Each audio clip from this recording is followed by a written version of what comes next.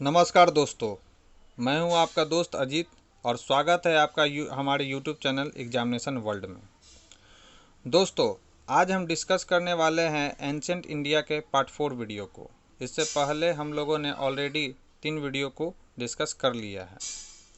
एक छोटी सी इन्फॉर्मेशन आपको देनी थी दोस्तों। मैं जितने भी क्लास एंशिएंट इंडिया का एमसीक्यू के माध्यम से यूट्यूब पर पोस्ट कर रहा हूँ और करेंट अफेयर्स का जो भी वीडियो यूट्यूब पर पोस्ट किया जा रहा है उन सब का जो पीडीएफ है आपको डिस्क्रिप्शन बॉक्स में मिल जाएगा। आप चाहें तो वहाँ पर जाकर आप डाउनलोड कर सकते हैं और अपने तैयारी को और भी बेहतर कर सकते हैं। चलिए आज का डिस्कशन स्टार्ट करते हैं। आज का हमारा पहला क्वेश्चन है, निम्नलिखित में से किस नवपाषाण काल के स्थल से चावल का प्रमाण मिला है? पहला ऑप्शन है चिड़ांद, दूसरा ऑप्शन है कोल्डीवा, तीसरा ऑप्शन है भीमबेटका, चौथा ऑप्शन है बागोर। तो इसका आंसर है कोल्डीवा। अब देख लेते हैं किस स्थल से, पाषाणकालीन स्थल से हमको क्या क्या चीज़ मिला है। तो कोल्डीवा इलाहाबाद के बेलन घाटी में स्थित एक स्थल है जहां से सर्वप्रथम चावल का प्रमाण प्राप्त हुआ था। यहाँ से चावल की 2 प्रजातियाँ मिली हैं जिसका काल 6000 ईस्वी पूर्व निर्धारित किया गया। फिर अगर हम बात करें चिड़ांद की, तो चिड़ांद बिहार राज्य के सारण जिले में अवस्थित है। यह एकमात्र स्थल है जहां से अधिक मात्रा में हिरण के हड्डी का औजार प्राप्त हुआ है और ये क्वेश्चन पूछा भी गया है। फिर बात करें भीमबेटका की और बागोर की, तो भीमबेटका और बागोर दोनों मध्य पाषाणकालीन स्थल है। बात करें भीमबेटका की, तो यह जो भीमबेटका स्थल है वह मध्य प्रदेश में स्थित है और यहाँ से शैल आश्रय अर्थात गुहागर प्राप्त हुआ है, यानी लोग गुफाओं में जाकर घर बनाकर रहते थे। इसकी खास बात यह भी है कि इसे विश्व धरोहर सूची में भी यूनेस्को द्वारा शामिल कर लिया गया है। तो ये भी आपके एग्जाम पॉइंट ऑफ व्यू से काफ़ी अच्छा एक पॉइंट है कि किस मध्य पाषाणकालीन स्थल को यूनेस्को द्वारा विश्व धरोहर सूची में शामिल कर लिया गया है। तो वो कौन है? भीमबेटका। फिर बात करें अगर हम बागोर की, तो जो बागोर है वो राजस्थान में स्थित स्थल है। यहाँ से सबसे प्राचीन पशुपालन का साक्ष्य प्राप्त हुआ था। बढ़ते हैं हम अपने नेक्स्ट क्वेश्चन की ओर। हमारा नेक्स्ट क्वेश्चन है, सिंधु घाटी सभ्यता का सबसे दक्षिणी स्थल कौन सा है? पहला ऑप्शन है मांदा, दूसरा ऑप्शन है सुतकेंगेनडोर, तीसरा ऑप्शन है आलमगीरपुर और चौथा ऑप्शन है दाइमाबाद। तो इसका आंसर है दाइमाबाद। अब हम देख लेते हैं कि सिंधु घाटी सभ्यता का सबसे पश्चिमी स्थल कौन सा था, सबसे पूर्वी स्थल कौन सा था, सबसे उत्तरी स्थल कौन सा था और सबसे दक्षिणी स्थल कौन सा था। तो अभी हमने आपको बतलाया कि सिंधु घाटी सभ्यता का जो था सबसे दक्षिणतम स्थल वो दाइमाबाद था, जो कि महाराष्ट्र प्रांत में अवस्थित है। फिर अगर हम बात करें सिंधु घाटी सभ्यता का सबसे उत्तरी स्थल, तो सिंधु घाटी सभ्यता का सबसे उत्तरी स्थल मांदा है, जो जम्मू कश्मीर के अखनूर जिला में अवस्थित है। 1982 में इसका उत्खनन कार्य जगपति जोशी और मधवाला ने करवाया था। तो इसका उत्खनन कार्य किसने करवाया था? 1982 में जगपति जोशी और मधवाला ने। फिर अगर बात करें सिंधु घाटी सभ्यता का सबसे पश्चिमी स्थल का, तो सिंधु घाटी सभ्यता का सबसे पश्चिमी स्थल जो है वो सुतकेंगेनडोर है, जो बलूचिस्तान के मकरान तट पर दास्क नदी के किनारे स्थित है। और 1927 ईस्वी में इसका जो उत्खनन कार्य है किसने करवाया था? ओरल स्टाइन ने। फिर अगर सिंधु घाटी सभ्यता का सबसे पूर्वी स्थल की बात की जाए, तो सिंधु घाटी सभ्यता का सबसे जो पूर्वी स्थल है उसका नाम आलमगीरपुर है, जो उत्तर प्रदेश के मेरठ जिला में यमुना की जो सहायक नदी है हिंडन, उसी के किनारे अवस्थित है। और 1958 में जो है यगदत्त शर्मा ने इसका क्या करवाया था? उत्खनन कार्य कराया था। आई होप आपको ये क्वेश्चन समझ में आ गया होगा और चीज़ों को आप अच्छी तरह से कोरिलेट कर पा रहे होंगे। बढ़ते हैं हम अपने नेक्स्ट क्वेश्चन की ओर। हमारा नेक्स्ट क्वेश्चन है, किस विद्वान ने हड़प्पा सभ्यता के पतन का कारण महामारी या अग्निकांड कहा था? पहला ऑप्शन है सर जॉन मार्शल, दूसरा ऑप्शन है अर्नेस्ट मैके, तीसरा ऑप्शन है ओरलस्टाइन और चौथा ऑप्शन है कैनेडी। तो इसका आंसर है कैनेडी। अब देख लेते हैं हड़प्पा सभ्यता के पतन के कारणों में किस किस विद्वान ने क्या क्या अपना राय दिया। तो सबसे पहले कैनेडी ने क्या बोला कि हड़प्पा सभ्यता के पतन का कारण महामारी या अग्निकांड था। फिर सर जॉन मार्शल ने हड़प्पा सभ्यता के पतन का कारण प्रशासनिक स्थिरता को बताया। अर्नेस्ट मैके ने हड़प्पा सभ्यता के पतन का कारण बाढ़ को बतलाया। तो ओरलस्टाइन ने हड़प्पा सभ्यता के पतन का कारण जलवायु परिवर्तन को बताया। तो ये था विद्वानों की राय जिन्होंने हड़प्पा सभ्यता के बारे में अपना राय इस पर दिया। बढ़ते हैं हम अपने नेक्स्ट क्वेश्चन की ओर। हमारा नेक्स्ट क्वेश्चन है, किस विद्वान ने आर्यों का मूल निवास स्थान उत्तरी ध्रुव बताया। पहला ऑप्शन है स्वामी दयानंद सरस्वती, दूसरा ऑप्शन है बाल गंगाधर तिलक, तीसरा ऑप्शन है डॉक्टर अविनाश चंद्र और चौथा ऑप्शन है मैक्स मूलर। तो इसका आंसर है बाल गंगाधर तिलक। अब देख लेते हैं कि आर्यों के मूल निवास स्थान के बारे में किस किस विद्वान ने क्या क्या कहा था। तो स्वामी दयानंद सरस्वती ने बोला था क्या कि आर्यों का मूल निवास स्थान तिब्बत है। फिर डॉक्टर अविनाश चंद्र ने आर्यों का मूल निवास स्थान किसको बतलाया, सप्त सैंधव प्रदेश को। सिंधु और उसकी 6 सहायक नदियों को मिलाकर जो प्रदेश बनता है उसको सप्त सैंधव प्रदेश इतिहास में कहा गया है। ठीक है, तो उन्होंने बताया डॉक्टर अविनाश चंद्र ने कि आर्य जो थे, आर्य सप्त सैंधव प्रदेश के मूल निवासी थे। फिर अगर हम बात करें मैक्स मूलर की, तो मैक्स मूलर ने आर्य लोगों का मूल निवास स्थान मध्य एशिया कहा। तो आई होप आपको ये क्वेश्चन समझ में आ गया होगा। बढ़ते हैं अपने नेक्स्ट क्वेश्चन की ओर। हमारा नेक्स्ट क्वेश्चन है, निम्नलिखित में से कौन सा चीनी ग्रंथ फाहियान ने लिखा है। पहला ऑप्शन है सी यू की, दूसरा ऑप्शन है फो क्यू की, तीसरा ऑप्शन है कंग्यूर तंग्यूर और चौथा ऑप्शन है काव फो सांगचुन।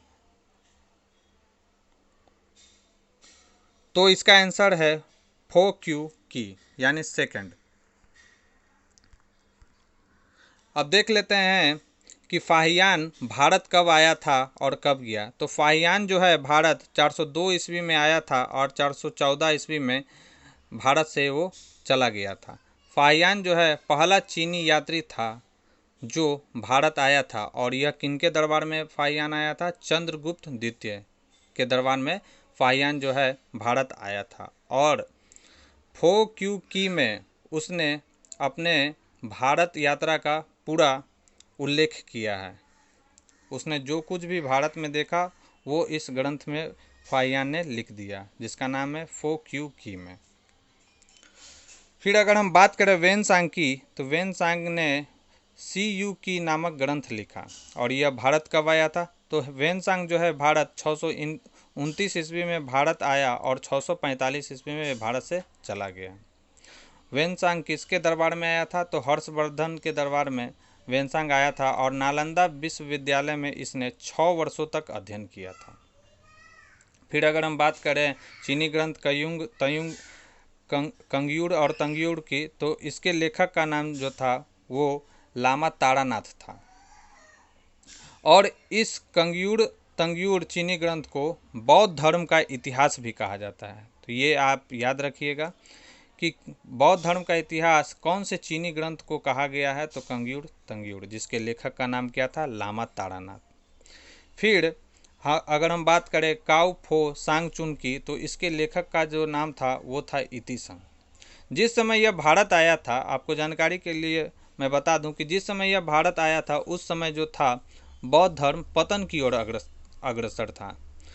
तो यही कुछ महत्वपूर्ण बातें थी इन सब चीनी ग्रंथों में। बढ़ते हैं हम लोग अपने नेक्स्ट क्वेश्चन की ओर। हमारा नेक्स्ट क्वेश्चन है, कालीबंगन किस नदी के किनारे स्थित है। पहला ऑप्शन है सतलज नदी, दूसरा ऑप्शन है घग्गर नदी, तीसरा ऑप्शन है भोगवा नदी और चौथा ऑप्शन है रावी नदी। तो इसका आंसर है घग्गर नदी। कालीबंगन जो है घग्गर नदी के किनारे अवस्थित है। कालीबंगन कहाँ पर स्थित है? तो यह राजस्थान में स्थित एक जगह है। इसके उत्खनन जो करता थे वो कौन थे? बीबी लाल और बीके थापर हैं। तो ये कुछ महत्वपूर्ण बातें हैं कालीबंगन से जिनको आपको याद रखना है, और साथ ही साथ आपको ये भी याद रखना है कि कालीबंगन से ही जुते हुए खेतों का साक्ष्य प्राप्त हुआ था। ठीक है। फिर अगर हम बात करें रोपड़ की, तो रोपड़ जो है पंजाब में सतलज नदी के किनारे स्थित है। इसके उत्खननकर्ता कौन थे? यगदत्त शर्मा थे। लोथल, तो लोथल गुजरात में भोगवा, सॉरी वहाँ पे भगवा लिखा गया है, वहाँ भोगवा होना चाहिए था। तो लोथल गुजरात में भोगवा नदी के किनारे स्थित है। इसके उत्खननकर्ता जो थे वो रंगनाथ राव थे। और लोथल क्या है? एक बंदरगाह नगर था। फिर अगर हम बात करें हड़प्पा की, तो हड़प्पा जो है पाकिस्तान के मोंटगोमरी जिला में रावी नदी के तट पर स्थित है। इसके उत्खननकर्ता कौन थे? राय बहादुर दयाराम साहनी। तो ये था हड़प्पा सभ्यता से रिलेटेड कुछ महत्वपूर्ण स्थलों का विवरण। बढ़ते हैं हम लोग अपने नेक्स्ट क्वेश्चन की ओर। हमारा नेक्स्ट क्वेश्चन है, बौद्ध धर्म के अनुसार कौन सा चिन्ह भगवान बुद्ध के गृह त्याग को दर्शाता है? पहला ऑप्शन है पद चिन्ह, दूसरा ऑप्शन है स्तूप, तीसरा ऑप्शन है अश्व और चौथा ऑप्शन है चक्र। तो इसका आंसर है अश्व। अब देख लेते हैं कि बौद्ध धर्म में कौन कौन से चिन्ह का क्या क्या मतलब होता है, किस किस चिन्ह का क्या क्या मतलब बौद्ध धर्म में होता है, उसको हम लोग देखते हैं। तो बौद्ध धर्म में प्रथम उपदेश का प्रतीक चिन्ह जो है उसको क्या कहा गया है? उसका चिन्ह क्या है? चक्र है। फिर निर्वाण का प्रतीक चिन्ह क्या है? पद चिन्ह है। मृत्यु का प्रतीक चिन्ह क्या है? स्तूप है। आपको याद रखना है कि मृत्यु का प्रतीक चिन्ह क्या है? स्तूप है। फिर भगवान बुद्ध का जो जन्म है उसका प्रतीक चिन्ह क्या है? तो कमल है। यानी इसका अर्थ हो गया कि जहाँ पर भी अगर बौद्ध धर्म से रिलेटेड आपको ये सब चिन्ह आपको दिखता है तो आप समझ सकते हैं उससे कि इस चिन्ह का मतलब बौद्ध धर्म में क्या होगा। फिर दिव्य बालक का गर्भ में आना किसका प्रतीक है? किस चिन्ह का प्रतीक है? तो हाथी। तो दिव्य बालक का गर्भ में आना यह कौन सा चिन्ह बताएगा? हाथी। फिर अगर आते हैं त्रिरत्न का प्रतीक, तो त्रिरत्न का प्रतीक चिन्ह कौन सा है? त्रिशूल है। तो ये था बौद्ध धर्म से रिलेटेड कुछ महत्वपूर्ण चिन्ह। बढ़ते हैं हम अपने नेक्स्ट क्वेश्चन की ओर। प्राचीन काल में कुसुमपुर किस शहर का नाम था? प्राचीन काल में कुसुमपुर किसे कहा गया या किस शहर का नाम था? पहला ऑप्शन है राजगीर, दूसरा ऑप्शन है पाटलिपुत्र, तीसरा ऑप्शन है असम और चौथा ऑप्शन है इनमें से कोई नहीं। तो इसका आंसर है पाटलिपुत्र। प्राचीन काल में पाटलिपुत्र को कुसुमपुर भी कहा जाता था। फिर अब अगर हम बात करें राजगीर की, तो राजगीर को प्राचीन काल में कई नामों से जाना जाता था, जैसे राजगृह, गिरिब्रज और वसुमती के नाम से। इसमें जो राजगृह और गिरिब्रज ये आप जानते हैं, आपको इसमें याद जो नाम रखना है वो है वसुमती। वसुमती के नाम से प्राचीन समय में राजगीर को जाना जाता था, क्योंकि राजगीर का निर्माण वसु ने कराया था और उन्हीं के नाम पर इसका नाम वसुमती भी रखा गया। तो राजगीर का 3 नाम हम लोग एग्जाम पॉइंट ऑफ व्यू से याद रखेंगे, राजगृह, गिरिब्रज और वसुमती। फिर अगर हम बात करें असम की, तो असम का भी कई प्राचीन नाम हैं, जैसे अहोम, कामरूप, प्रागज्योतिषपुर आदि। तो ये क्वेश्चन भी पूछा गया है कि प्रागज्योतिषपुर किस शहर का नाम है या किसका नाम था? तो ये था असम का नाम। बढ़ते हैं हम अपने नेक्स्ट क्वेश्चन की ओर। हमारा नेक्स्ट क्वेश्चन है, चोल वंश के किस शासक ने गंगैकोंड चोल की उपाधि धारण की थी? पहला ऑप्शन है राजराज प्रथम, दूसरा ऑप्शन है राजेंद्र प्रथम, तीसरा ऑप्शन है विजयालय और चौथा ऑप्शन है राजेंद्र तृतीय। तो इसका आंसर है राजेंद्र प्रथम। अब देख लेते हैं राजेंद्र प्रथम से कौन कौन से क्वेश्चन हमारे लिए एग्जाम पॉइंट ऑफ व्यू से काफ़ी इम्पोर्टेंट है। तो चोल साम्राज्य का जो था सर्वाधिक विस्तार राजेंद्र प्रथम के शासनकाल में हुआ था। बंगाल के शासक महिपाल को पराजित करने के बाद राजेंद्र प्रथम ने यह उपाधि धारण की थी और नवीन राजधानी गंगैकोंड चोलपुरम के निकट चोल गंगम नामक विशाल तालाब का निर्माण कराया था।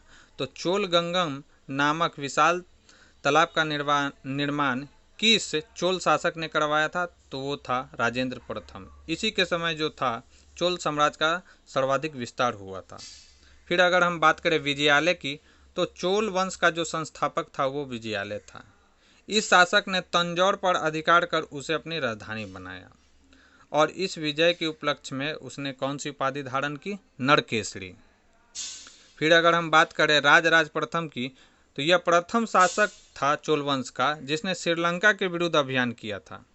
यह शैव धर्म को मानने वाला शासक था और इसने तंजौर में बहुत फेमस है यह, और द्रविड़ शैली का फर्स्ट वीडियो में मैंने आपको बताया था कि द्रविड़ शैली का सबसे सर्वश्रेष्ठ नमूना जो है दक्षिण भारत में कौन से मंदिर में देखने को मिलता है?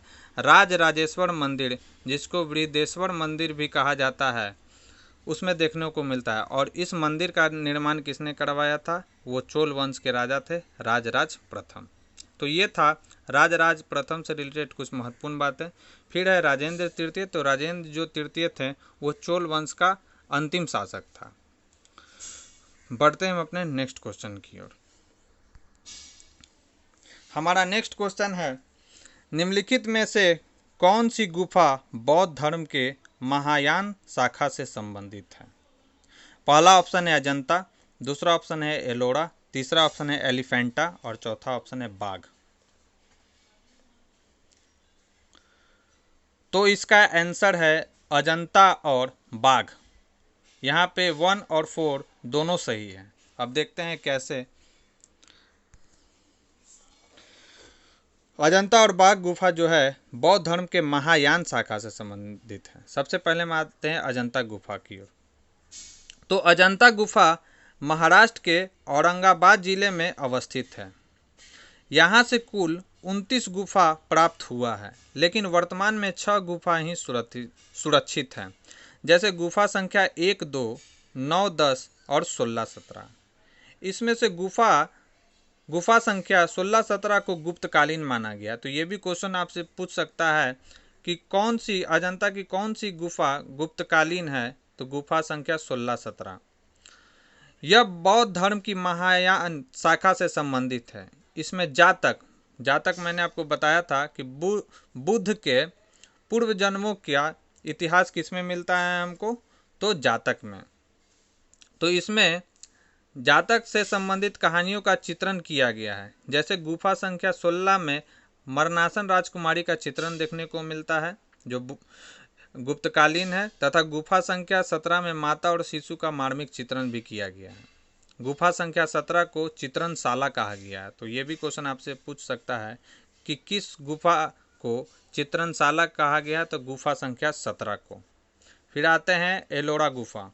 तो एलोरा भी महाराष्ट्र के औरंगाबाद जिले में अवस्थित है। यह सनातन धर्म, बौद्ध धर्म और जैन धर्म तीनों से संबंधित है। तो ये क्वेश्चन बनता है कि इसमें से कौन सी जो गुफा है तीनों धर्मों से संबंधित रखती है? तो वह है एलोरा। इसमें सनातन धर्म भी देखने को मिलता है इस गुफा में, बौद्ध धर्म भी देखने को मिलता है और जैन धर्म भी।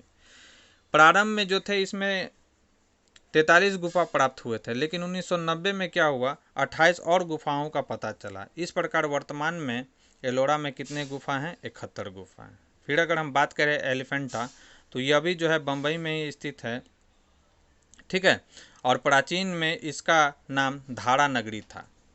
तो एलिफेंटा का जो प्राचीन नाम था उसका नाम क्या था? धारा नगरी। यहाँ पर हाथी का विशाल मूर्ति प्राप्त हुआ है, इसलिए पुर्तगालियों ने इसका नाम क्या रख दिया? एलिफेंटा रख दिया। यह शैव, माफ़ कीजिएगा वहाँ पे सब लिखा गया, यह शैव धर्म से संबंधित है क्योंकि यहाँ से विश्व प्रसिद्ध त्रिमूर्ति प्राप्त हुआ है, ठीक है। फिर अगर हम बात करें बाघ गुफा की, तो बाघ गुफा जो है मध्य प्रदेश के धार जिले में बाघ नदी के किनारे बाघ नामक गांव में अवस्थित है। तो बाघ गुफा कहाँ पर अवस्थित है? मध्य प्रदेश में अवस्थित है। यहाँ से 9 गुफा प्राप्त हुआ है जो बौद्ध धर्म के महायान शाखा से संबंधित है। तो ये था कुछ महत्वपूर्ण गुफा, ठीक है, जिसमें बौद्ध धर्म के महायान शाखा से कौन सा संबंधित गुफा था, अजंता और बाघ गुफा, और तीनों धर्मों से संबंधित कौन सा हमारा गुफा है, एलोरा। तो ये था हमारा आज का डिस्कशन। यह डिस्कशन आपको कैसा लगा आप हमें कमेंट बॉक्स में लिखकर ज़रूर बताएं, और साथ ही साथ इस वीडियो को ज़्यादा से ज़्यादा लाइक करें, शेयर करें और सब्सक्राइब करें। इस वीडियो का जो है PDF लिंक आपको डिस्क्रिप्शन बॉक्स में मिल जाएगा। तो आज के लिए बस इतना ही। Thank you.